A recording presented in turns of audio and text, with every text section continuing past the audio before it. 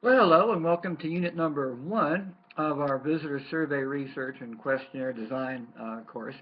This is an important course and it's a advanced course. Most of the materials I'm going to be sharing with you are actually part of a 800 level or graduate school level course in survey research and survey research design and research survey statistics, things like that. The reason I'm kind of making this course more user-friendly uh, is that a lot of agencies and organizations are doing visitor research and they're doing it poorly. They have survey techniques that aren't scientifically valid, or they have questionnaire designs that give you answers to questions that don't allow you to fix anything. For example, there was a survey I looked at, well, which of the three interpretive panels do you most prefer, 1, 2, or 3? And people would pick whichever panel they prefer, but there wasn't a follow-up question as to, well, why do you prefer it? Do you like it because of the color? Do you like it because of the size? Do you like it because of the photographs? So even though people like panel number 3, you don't know why. And likewise, which of the panels you don't like, the researchers didn't find out why they didn't like panel 1 or 2. So even though they had answers to questions, they couldn't use that survey results to fix anything. So the most important thing in doing visitor survey research is figuring out just exactly what it is you want the research to accomplish. What do you want to know? Why do you want to know it? And how will you actually use the information you're getting from the surveys?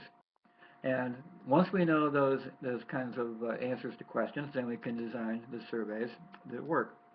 We also know that if you do a visitor survey, it really can't be more than 2 pages.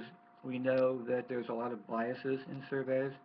We know that there's a lot of non-randomness in who you actually ask to do a survey. So if you want to ask people coming down a trail to do a survey, if you see there's a person holding a baby, you don't ask them, even though you probably should.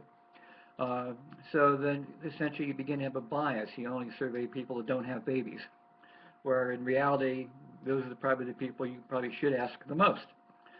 So this course will really help you sort this out and have a very pragmatic and very scientific view of how to do survey research that actually makes sense, how to do it without killing yourself in the process, and without costing an arm and a leg, and how to design questionnaires and survey tools that are actually very valid and will enable you to use the results to make things better, both for your visitors and for your site and your site protection.